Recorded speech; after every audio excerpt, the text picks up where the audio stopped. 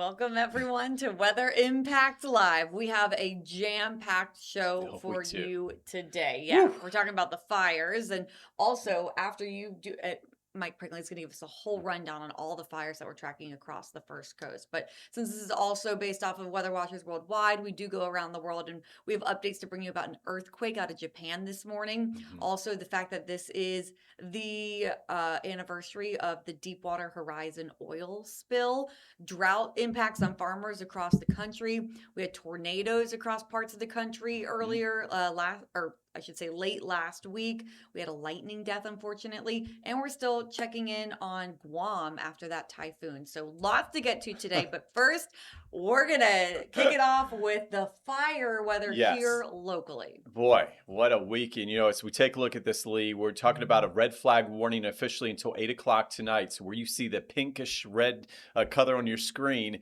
that includes areas mainly west of I-95 and unfortunately areas that really saw the wildfire issues yesterday. That does include Clay, Putnam County, and now watching Columbia County. We have a new wildfire that's flared up there and up into Waycross and, of course, western Camden and Glenn County. So really what we're watching today is the effects of a front that came through yesterday. So when you hear red flag warning, make sure you know new wildfires are imminent or expected. Okay, and remind neighbors no burning. There's been some big issues around the area with folks still burning, even when we've been talking about, yes, record drought. And unfortunately, we got to get word out. So that's a reminder we have to work together as a community to make sure we watch out for each other, make sure everybody stays safe. And if you're told to evacuate, please do so. At this point, red flag warnings are issued. Here's our three big ones. As meteorologists, we use relative humidity below 35%. You have to have wind speeds greater than 15 miles per hour and high energy release component, basically very dry soil. And that's what we have. So we take a look at our wind gusts today.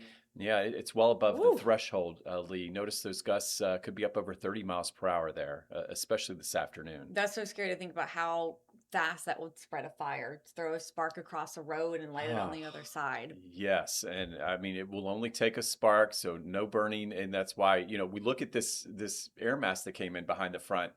Very unusual that it's bringing freezes and frosts up north, and today we're cheering on our First Coast folks that went up to Boston. It's the Boston Marathon. It's Wow. Patriots Day up in New England. So notice they got 45 degrees, wind chills in the 30s. I think that's I'd rather have Dang. that than the 70s that I had up in Boston. So Okay. so you want cooler for runners, and here at home 70. But I'm showing you this because this is kind of like a late winter thing. I mean, it's not all too. Sometimes you get these occasional frosts and freezes in April, but this one's different. Whereas the air is so dry, it's really a true polar air mass, and we're feeling the effects here at home. So we're not getting the cold air I just showed you, but we're getting the dry air, and you can see the critical fire risk as a result the next 2 days. So that red flag warning officially today is a fire watch. Tomorrow could be yet another red flag warning for our inland counties tomorrow because those dew points staying lowly all the way through our Tuesday there. It was we could see it last night when we were watching that front come through, how the dew points just dropped quickly down into the 30s in places like Waycross, and then it just spread over our area. It's already been so dry. Hard to believe that it can get drier, but oh yes, it can. We are here and we are in the thick of it today, and as you said, tomorrow as well. Yeah, I wish I had better news on that. But as we're on a Wednesday, a little hope there. We go back to the 50s and 60s for dew points. So the higher the dew point, the lower the fire risk. But again, it's so dry. I tried to lower the graph as much as I could, Lee. I went, you see it getting there. It's still high, elevated as we go into mid to late week. And the weekend, again, we heat up. And hopefully we'll get enough moisture that we can keep it more in the elevated range. So instead of the high. Here's the latest. This is your live look at 10:41 a.m. So again, this will fluctuate as we head through the afternoon, and we'll keep you updated. The Sun Garden Road area seen heavy smoke along Highway 17 as well, just north of Bostwick. So we're talking really the worst of it in northern Putnam County there, Lee. Yeah, and that's again reminder. I know some of you are watching at 3 p.m. When we air it again on First Coast News Plus. So we are recording this right now. You can see the timestamp at 10:41 a.m. and we will continue to bring you updates throughout the day. And don't forget that there's another stream at 4:30 with Ross Muma and I, and we'll just the entire news team as well as the weather team going to continue to bring you updates. But Mike, you've been watching this all morning. These fires still burning. Yeah, and unfortunately, this morning we weren't picking up much of the wildfire smoke. Okay, so things overnight tend to calm down a bit. Okay, Right. not as much wind. Now that the winds are picking up, this is why, yeah, we don't want wind, but this is how dangerous it is out there. So we'll be watching Highway 17 all the way to Barden Road, and if I expand the scope, we're going to see some of the heavy smoke all the way to State Road 100, even Interlochen. Wow. We'll see some of that smoke. So that's what we'll watch as we head through the afternoon, and we'll keep you updated as Lee was talking about. Now, big picture, here's some of the active fires, and I mean, where do we get? There's so many, and Mhm. I don't like this, but I keep making graphic after graphic. But here's the two that really flared up yesterday. Lee, were you surprised that a spark from a train may have caused this? I mean, I've not heard of that. And when we go for fire safety, I know we're still checking it out, not verified yet, but that's what surprised me. That's how dry it is. Well, that's why.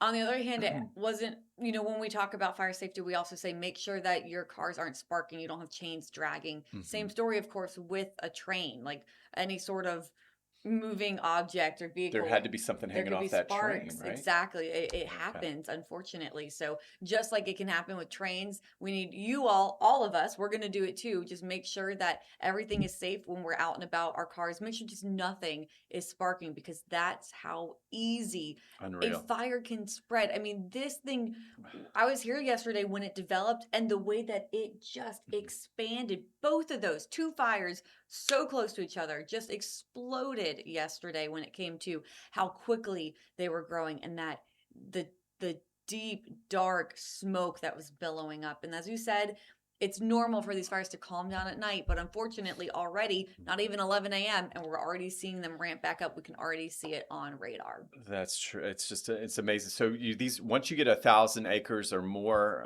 that's a huge area. So think of 1,000 acres, like 10 to 12 miles long. So say taking a ride to, oh gosh, I'm thinking downtown, and that gets you to about what, almost Mandarin. That's a big area. It's a So just huge think area. about that.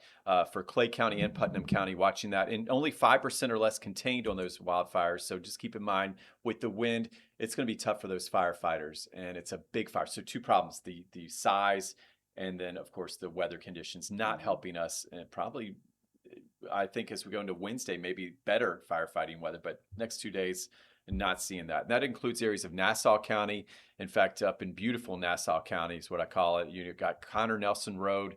That was the big one we had earlier. Good news is it's a little more under control. The bad news is when you have a big red flag warning or a high fire risk like this, the existing fires could actually spread pretty rapidly. So even though hey, it's looking a little better, we got to watch the Connor Nelson Road fire and the Buford Bay #2 fire.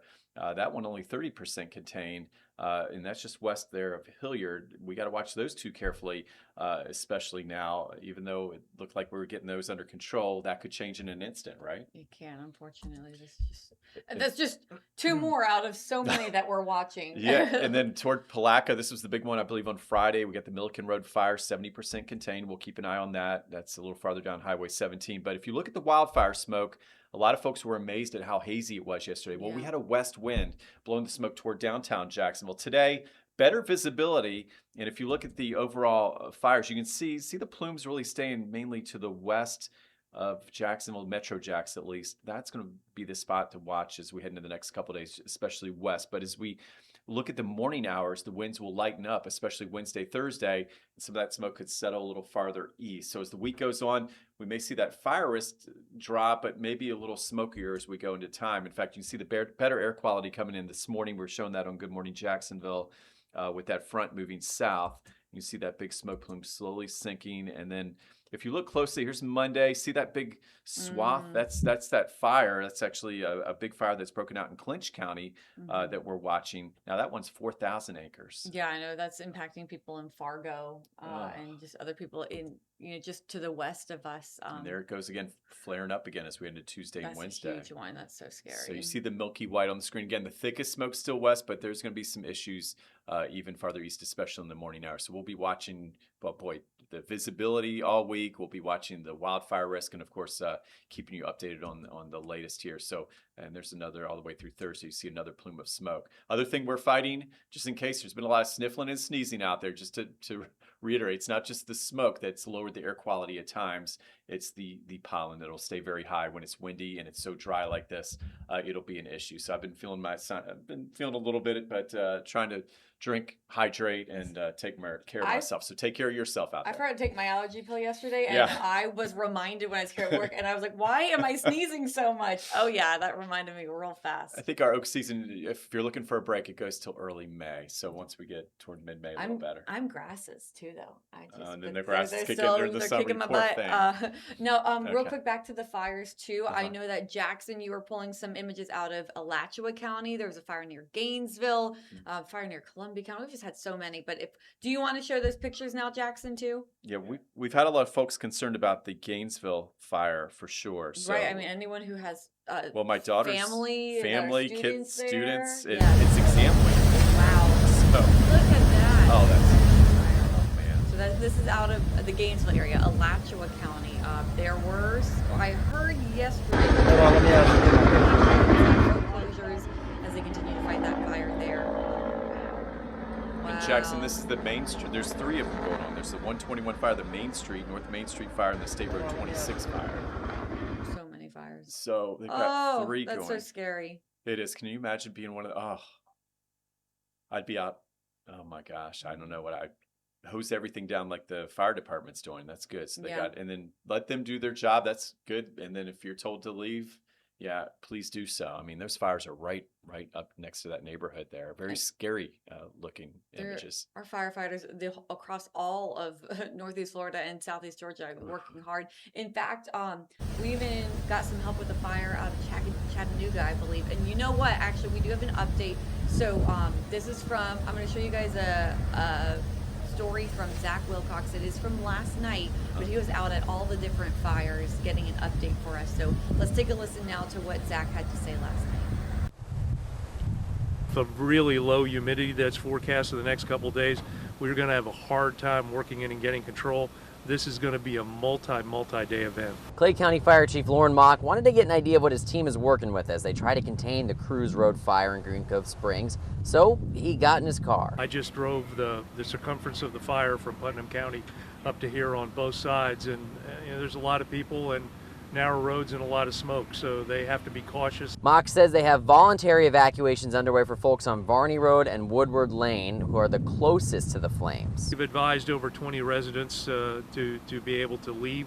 Some have chosen to do so, some have not. The 1,700 acres burns just over the line from Putnam County, where a separate 700-acre fire also burned. It has not joined with our fire currently. Robert Chase with the Florida Forest Service says they have 15 dozers on the ground and 2 air tankers were called in from Chattanooga to help fight the flames from above. Working this fire, putting that contingency line in a wide line around this fire. Chase reminded folks Clay County is under a burn ban. It's a good time to make sure their homes are protected. Are you wildfire ready?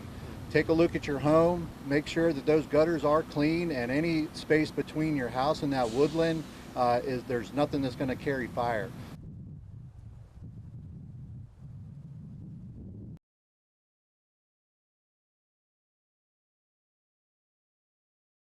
Okay, so thank you so much, meteorologist Mike Prangley. Yes. Now heading out to work on more fire graphics for us. So you guys are gonna get updated throughout the day today. So thank you so much. And he's gonna work on an earthquake graphic.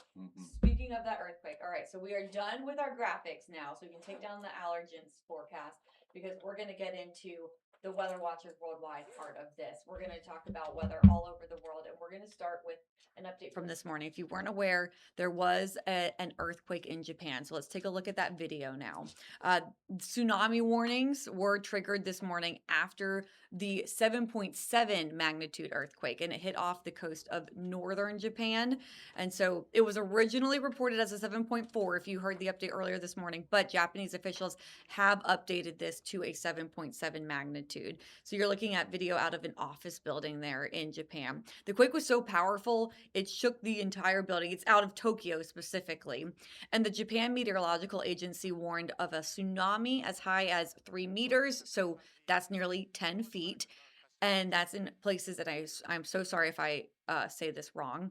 It's Iwate, Amori, and Hokkaido. Where is Robert Speta when you need him? He is having a well-deserved off day, but um, obviously he is our Japan expert. But the country's prime minister called on residents in many coastal areas to evacuate to higher ground as a precaution. Officials say the tremor had a okay, so it says the officials say the tremor was in the Pacific Ocean at a depth of about 10 kilometers. And at this point, there are no abnormalities that have been seen in the country's nuclear power plants, thank goodness. Due to the quake, no major damage really has been reported at all in Japan as of right now. So thank goodness. But again, a 7.7 earthquake. Whew. Okay, so also this is an anniversary. We have video, just some raw video from way back in 2010. So we had, I'll wait till the video switches. No, Jackson was working hard behind the scenes. Yeah, there we go. So on this date in 2010, BP's Deepwater Horizon oil drilling rig exploded in the Gulf of Mexico. It killed 11 workers, and it was the beginning of that oil spill that would last 6 months. Like, these videos, this footage, it's so crazy. I mean, I remember it a bit like it was yesterday, those images that came out of there. And then, of course, I covered this extensively as well when I was working in New Orleans before moving back to Jacksonville, back home. But all the wildlife, I talked to so many experts that I was about to say clean the pelicans, trying to clean up all of the wildlife, all the birds, all the sea life. Those pelicans were just coated in oil. A lot of them were actually cleaned off and then moved. They didn't want to release them back out into the oil. And there were a lot of pelicans that were actually released in this area, kind of near like Cumberland Island and places like that. So we actually received some of those pelicans that were rescued from this oil spill, that awful oil spill on this date back in 2010. So we've been talking about fire recently. Obviously, it all relates back to the drought that everything's related to the drought. That Riley Brothers Farms extreme to Hillsborough, exceptional daily drought routines are across most shifting of our as hot area. and dry So, conditions continue across the region. am I talking over? This Making has sure this that has they sound, have Jackson. adequate water supply. So water is the rest of fresh these are going to and be cool. packages. I'm going to show you guys all these different stories. So we will restart this, but this is going to be a story that's on the summer-like temperatures that are happening right now in the middle of spring is putting a lot of stress on farmers. So Nicole Richter spoke with a farmer in Delaware about the hot and dry conditions that are making it harder for livestock. At Riley Brothers Farms in Millsboro, daily routines are shifting as hot and dry conditions continue across the region. Making sure that they have adequate water supply. The water is fresh and cool. They have some shade. They have places to go where they're comfortable. With summer-like temperatures climbing into the 90s, Delmarva is also starting to see early drought conditions take hold. Farmers say the heat can quickly lead to stress in livestock, causing lower appetites and an increased risk of dehydration. Trying to relieve stressors on production animals, whether they be chickens, we have chicken houses, whether they be cattle, hogs. Trying to mitigate stressors across the board is the key to optimal production. And it's not just the animals. The dry weather could also hit farmers' bottom lines. Riley says if conditions don't improve, finding affordable, high-quality hay could become a major challenge. That's our biggest issue, is securing the quality hay we need at the price we need to be profitable. And with little rain in the forecast, farmers say the pressure's only building. Something that so many in our area also understand and know the struggle right now. All right, so let's switch gears and talk about severe weather. It's crazy to think, we're talking about drought and dry conditions, others dealing with rain, but then unfortunately the bad impacts of severe weather. So late last week, there was a severe weather outbreak across portions of the country. In Minnesota's Wabasha County, several residents in Plainview were hit hard by tornadoes on Friday. And Aaron Min spoke with an elderly community member whose property was totaled by the severe weather. but she is a survivor. And everything flew around me, glass was breaking. 89-year-old Yvonne Kruger has been living in this house for 63 years. It gave its all to protect her life. I heard on the TV and I thought I better go to the basement, and I didn't get it to the basement, and I heard this roar and I dropped to my knees at the end of my kitchen counter. Trees throughout her property snapped, her car upside down, her garage and pole shed completely destroyed. Everything was around me in the house. There was glass all over everything. All I could see was a mess. However, there was not a scratch on Kruger. And my neighbors down there saw it, and they came up right away to see if I was all right. 10 minutes northwest of this property, County Road 247 was blocked off after strong winds toppled this semi. Torn building parts from far away flew over and damaged this property in front of that vehicle. So scary. And let's stick with tornadoes. So on Friday, the National Weather Service confirmed an EF1 tornado touchdown in Orange County, Vermont. That was late Thursday that it touched down. They just confirmed it on Friday.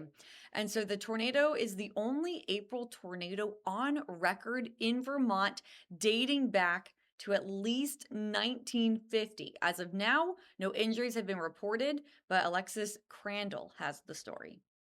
I've never seen this kind of damage before. Trees down, golf ball-sized hail, roofs torn off of buildings. The damage from an EF1 along Chelsea Road in Williamstown happened in only about 15 minutes. Christian Pratt, who lives on Lila's Road, was on his porch when the storm first started. I've never heard that on the roof before. It was nuts. I didn't even know how to describe the sound of, it's like somebody taking a loader and dumping a load of rocks on the roof. A window in his kitchen shattered, but the glass table on the porch was unscathed. I don't know how this glass survived. That's funny. The full extent of the damage is still unknown. I don't know if the roof is damaged or not. I won't be able to tell till they get a pro here to look at it. Crews from the National Weather Service say what sets a tornado apart from straight line winds is the rotation. So looking at the debris and the direction it's in goes into their determination. We don't see a lot of them. Mainly it's more the Midwest. You usually want a lot more flat, undisturbed terrain because the hills here will tend to break up the storms. And generally when we do see tornadoes around the area recently, they've been in Aston County and not here. So it would make it really, really unique to get a tornado in this kind of terrain and in this part of the state. So, luckily with those tornadoes that we just talked about, no deaths, but there was something deadly last Wednesday, not by a tornado, but by lightning. So this severe weather did turn deadly in Pewaukee, Wisconsin on Wednesday. And according to the police, a man died after he was struck by lightning. Rebecca Klopf spoke with drivers who say they were out in that same storm earlier last week. A brutal weather night around the area, which included tornado warnings, flash flooding, and lightning. That's what police say caused the weather to turn deadly for a man identified as a truck driver in his 40s walking outside the Quick Trip in Pewaukee. There's a man on the ground, unknown if he is breathing. Psychologist stated he was possibly struck by lightning. Becky Cummins was leaving work around 7:45 in Waukesha when this happened. She said all she could focus on was the road and staying safe. I was out in it driving home. I had my windshield wipers on rapid. Really windy, a lot of lightning, a lot of heavy rain. Stephen Lester also drives a semi-truck cross country. He said when it gets really bad, he heads for somewhere like the Quick Trip to stay safe during the worst of it.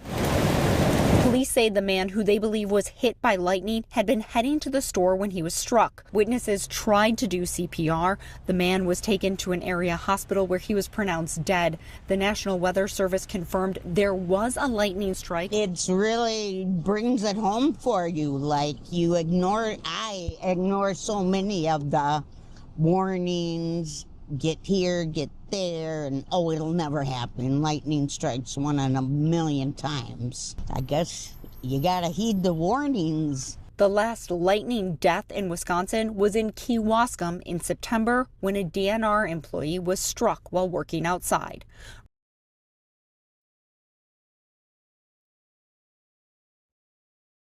So sad that someone died though, and just a friendly reminder about the dangers of lightning because we will be there soon. It's hard to believe with how dry we are and how dry we have been, but summer is coming, and we know we have those afternoon thunderstorms. In fact, this weekend maybe a couple of thunderstorms along the sea breeze. That's something that we're going to watch closely for. Not enough rain though to help with our drought, unfortunately. All right, we're going to go back around the world. Last week, we brought you a lot of updates and coverage on Typhoon Sinlaku. So I'm going to show you this. Maybe you haven't seen this yet. It is older, but Sinlaku, if you weren't aware, it slowly bulldozed its way through the Mariana Islands, including Guam and Saipan last week. And so now, of course, the focus is on the recovery. It's taking a whole community effort. And so there's a reporter in Guam on Friday, and she brought us a look from the heart of the island. So I just want to, in case you missed it, give you an update that she brought us as of late last week. Here at East Hagåtña, the roads are still closed off Thursday morning as crews continue to clear up debris left behind by Sinlaku. The strong winds of the Category 5 super typhoon bringing the ocean water all the way here, flooding Route 1 from Alupang to Anigua. Guam police are seen turning cars away on Route 1, with some 2.3 miles from Alupang Beach Club to House of Chinfei shut down Thursday. This as rocks, fallen trees, and other debris littered the highway. During the storm, it was underwater as waves reached the road. It's a similar sight further down in Paseo. Bleachers and fences are in ruins at the baseball stadium. Countless rocks and uprooted trees cover Paseo Park, and the iconic Hagåtña Guam sign is scattered. Meteorologists with the National Weather Service were seen conducting a post-storm survey, measuring wind damage and water levels to get a clear idea of the true impacts. Right now, we are looking for high water marks where the water has hit against obstacles and left a trail of debris. And that'll give us an idea of how high the water was standing when it came onto shore. Meteorologist Joshua Shang says compared to Typhoon Mawar, Guam is seeing a lot more debris with slow-moving Sinlaku. We were under these west winds for so long, and even though the winds were weaker, it just gave time for the surf and swell to build over the period of time. And so that just gave the waves much more time to build up higher and higher and be pushed more and more inward. KUAM also caught up with these Parks and Rec maintenance staff already on the job during Core 1. We just started and wow. A lot of trees went down. So we'll be cutting down a lot of trees. We're going to be picking up a lot of rocks. Paseo got rocked. We got rocked, yeah. Lauren Agustin says Paseo is just the starting point. Nimitz Cemetery, we got Wistic, we have Ipan, Waipau Pau, Simon Sanchez, yeah, Fort Pugan, Skate Park, Nimitz, yeah. We have 72 parks, they said. It's a long road of recovery ahead, but what keeps Agustin strong is community. Everyone can help out. Everyone can help out. That's all I gotta say. It's our island, right? And because everyone was impacted by Typhoon Sinlaku, from power and water outages, flooded neighborhoods to impassable roads, and crews across the island are already hard at work to get things back to normal. We will keep checking back in on them and their recovery efforts. All right, we are going to go to a quick break, and when we come back, I'll wrap it up with your forecast for the First Coast. That is the Protector. This truck is a beast. It's got all the tools on it. I love how big the tires are. And this is going to be able to show you the weather around the First Coast like you've never seen it before. The Protector really is going to help protect the community. So you can see what it looks like on the ground. And that allows folks to really take action and do something about it. And it gives us that edge in continuing to be the most accurate weather team. Sponsored by HananiaAutos.com. I'm Keitha Nelson. Good morning, Jacksonville anchor and mom of twins, Journey and Trey. I'm on your side, getting you out the door and off to a great start. Make the move to Good Morning Jacksonville on First Coast News. Weekdays from 4:30 to 9, anywhere you watch. First Coast Living Live. Bringing you closer to the tastiest food. The best shopping. And family fun. Woo! Jordan Wilkerson and David Benfield. First Coast Living Live. Weekdays at 11 a.m. only on NBC 12.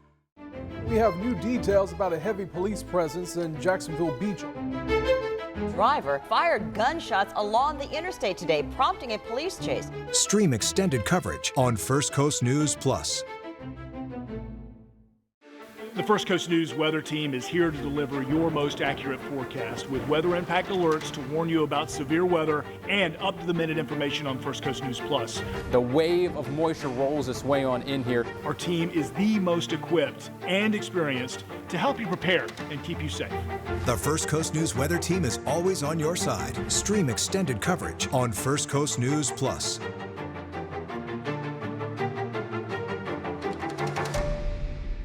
My mission is to help you get to where you're going safely. Whether it's helping you beat the backup on 95 or navigating the slowdown on JTB, we've got you covered. Make the move to Good Morning Jacksonville on First Coast News. Weekdays live from 4:30 to 9, anywhere you watch. All right, welcome back, everyone. It is a beautiful day. It looks like it. Just we have that fire danger. So blue skies, that's the dry air. It's a sign of all of that dry air out there. It's also quite breezy and windy. In fact, Jackson, could we potentially take that camera from the beach again too really fast? It's shaking back and forth, showing you how windy it is. The waves are rough. We obviously have a rip current risk with those strong winds now too. So if you were at the beach this weekend, it was perfect beach weather. Now, not the case. Look at that. It's windy. The sand's going to be blowing. And also, it's cooler out there. So thank you for that live look. Let's take a look at our temperatures now. It is noticeably cooler outside. In fact, as of 11:08 a.m., some places still in the 60s, Lake City, McClenny, Folkston, Waycross, others of us in the 70s. But no matter where you are across the First Coast, it is cooler right now than it was this time yesterday. It's also drier because the front moved through, brought in that drier air. So we do have those dew points in the 30s and 40s for a lot of us, and then the 50s too, which is still dry. You can see that across the top of the bar there. That classifies as dry. On top of that, it is windy. So these are your sustained winds here, coming in double digits for a lot of places, but check out your wind gusts, even stronger, over 20 miles an hour for a lot of the First Coast. So the dry air and the windy conditions and the record drought that we're dealing with means fire danger and fire weather. And as we showed you earlier, we can already see a smoke plume here on radar. That is not rain. That is that fire in Clay County, southern Clay County, that is picking up and showing all of that smoke that is blowing out there. So unfortunately, I think we're just going to see this get worse throughout the day today. We're going to keep a close eye on it, but we do have a red flag warning in effect for everyone except for our coastal areas. That goes until 8 p.m. because it's so windy and dry. But again, just because you're not in that red flag warning on the coast, you still have that fire danger because your humidity values are so low and it's so breezy. So it might not be as dry at the coast as it is inland, but it's still dry enough to have that fire danger. So across the First Coast, we do have a critical fire danger for most of us, high to critical across all of the First Coast. And that's not only today, but also tomorrow, and still high on Wednesday, and then elevated for the rest of the week. Saturday, Sunday, we're going to watch that. So meteorologist Mike Prangley bumped it up to high because it is getting warmer. But there's going to be a little bit more moisture in the atmosphere too. So if anything, if it drops, it would still stay elevated. So we still have at least an elevated fire risk through the rest of this week.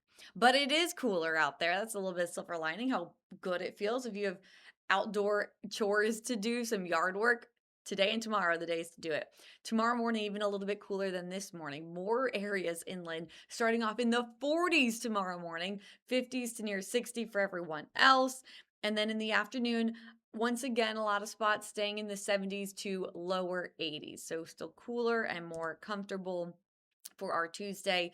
But that fire danger, look at that. Back up to high to critical right along the coast, some areas elevated, which is still bad. So that fire danger just continues. Here's a look at the drought. And again, it's exceptional in the darkest red. The lighter red is extreme. And then there is a severe drought for a portion of Flagler County. It's oh yeah, it came down to severe, a severe drought. So still just bad all across the First Coast. And our rainfall deficits, let me pull this up and get the timing on this for you all, because I do want you to see it. Ignore that 0. I wish that was the case. Let's This is going to be as of yesterday. Come on. It's taking its time to think about it and load. There we go. So for the Jacksonville airport, that's Jacksonville International there, that is over 6 inches when it comes to our rainfall deficit, really coming up on 7 inches of rain when it comes to how far behind we are. So where's the rain? Well, really hard to find. We are dry through most of the work week. And then again over the weekend, maybe just a little bit more moisture. I think that 20 to 30% would be showers and maybe a thunderstorm or two popping along the sea breeze. It's nothing really widespread. It's not enough to help with our drought. So your 7-day forecast, it shows cooler and more comfortable air today, tomorrow, even Wednesday. Then we get back up to near normal because usually we're in the lower 80s this time of year. So we're around that by Thursday. And then we're warmer than normal again Friday into the weekend with just a little bit of rain. Thank you everyone for joining us today for this early edition of Weather Impact Live. We will be back at 4:30 p.m. bringing you more updates. And if you're streaming with us live right now in the 11 o'clock hour, I will have updates for you at noon as well on First Coast News. So thank you so much for joining us. Stay safe, please, with that fire risk. Be careful, no sparking, no open flame. And we will see you later on today. Have a great one.